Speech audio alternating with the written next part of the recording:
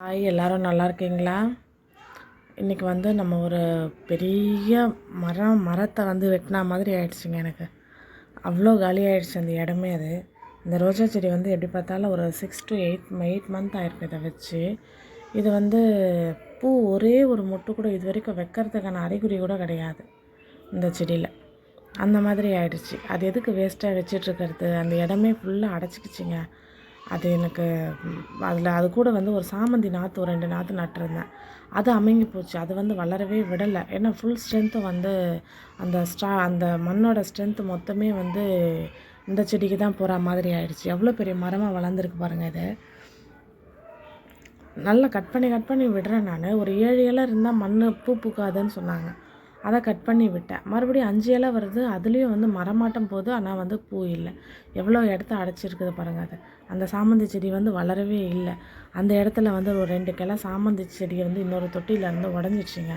அதை எடுத்து அதில் நட்டு வச்சுருக்கேன். இது வந்து எவ்வளோ வேர் பிடிச்சி அப்படியே மரத்தோட தண்டு இருக்கும் பார்த்திங்களா, வேர் அந்த மாதிரி இருக்குது. சரி, அதுக்கு தான் எதுக்குன்ட்டு நேற்று அப்படியே மரத்தை வெட்டி எடுக்கிற மாதிரி அது ஒரு போராட்டத்துக்கு நடுவில் எடுத்தாங்க. அதை நான் பெரும் போராட்டமாக ஆகிடுச்சு அதை வெட்டி எடுக்கிறதுக்குள்ளே. எனக்கு அதை பார்க்கும்போதெல்லாம் மனசு கஷ்டமாக இருக்குது. இந்த மாதிரி ஆகிடுச்சு, பூ பூக்க மாட்டேங்குது. ஆனால் என்னுடைய ஃபஸ்ட்டு ரோஜா செடியே வெட்டினா மாதிரி ஆகிடுச்சிங்க.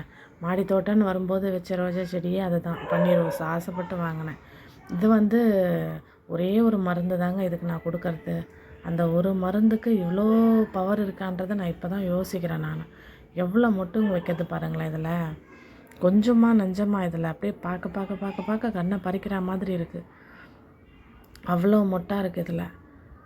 இது வந்து குட்டி குட்டியாக இருக்கிறதுனால அவ்வளோவும் கரெக்டாக தெரியல. இதுவே கொஞ்சம் பெரிய சைஸ் மொட்டு நல்லா கொஞ்சம் பெருசாச்சுன்னு வச்சுக்கோங்களேன், பூ பூக்கிற மாதிரி ஆயிடுச்சுனாக்கா அப்படியே செடியெல்லாம் பூவாக இருக்கிற மாதிரி ஆகிடும் இதில்.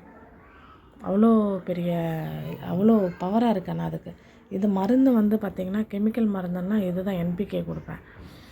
உயிர் உரம்னு பார்த்திங்கன்னா மோர் தான் வந்து நல்லா டைலூட் பண்ணிவிட்டு அதை தான் வந்து தெளித்து விடுறது, ஊற்றி விடுறது எல்லாமே அதுதான். மோர் தான், புளிச்ச மோர் தான் கொடுப்பேன் நான். நல்லா ஒரு ஊட்டமாக இருக்குங்க அதுக்கு அந்த மோர் வந்து செடிங்களுக்கு. வேறு எதுவும் பஞ்சகவ்யம் மீனமிலம் அதெல்லாம் எதுவும் கிடையாதுங்க. அதெல்லாம் எதுவும் கொடுக்கறதில்ல. இந்த புளிச்ச மோர் தான், அதுவே நல்லா இருக்குது. அது எப்படி சொல்கிறது, அதை நம்ம தெளித்து விட்டோன்னு வச்சுக்கோங்களேன், அது அந்த துளிர் வருது இல்லைங்களா, அந்த துளிர்லேருந்து அப்படியே மொட்டாயிடுதுங்க. நல்ல பெரிய தண்டாக வந்து அந்த மாதிரிலாம் கிடையாது. அந்த துளிர்லேருந்து அப்படியே மொட்டு வந்துடுது. அந்த மாதிரி தான் இருக்குது. அதே இந்த சாமந்தி செடிக்கு வச்சேன் பாருங்கள், அந்த சாமந்தி செடியும் அதே மாதிரி தான் இருக்குது. அது ஒரு குட்டியாக இருந்த மாதிரி தான், ஏதோ 1 2 இருந்த மாதிரி தான் இருந்தது. அதை தெளித்து விட்டது தான், அவ்வளோதாங்க. ஃபுல்லாக பெருசாக ஆயிடுச்சு. நிலத்தில் வச்சா இருக்கும் பார்த்திங்களா, அந்த மாதிரி இருக்குது. ரொம்ப சூப்பராக இருக்குது. ஆனால் என்ன பண்ணுறது, நாங்கள் இப்போ திடீர்னு வீடு ஷிஃப்ட் ஆகலாம்னு இருக்கோம். செடிங்கள்லாம் என்ன பண்ணுறதுன்னு தெரியலைங்க. ரொம்ப யோசனையாக இருக்குது, மனசுக்கு ரொம்ப கஷ்டமாக இருக்குது.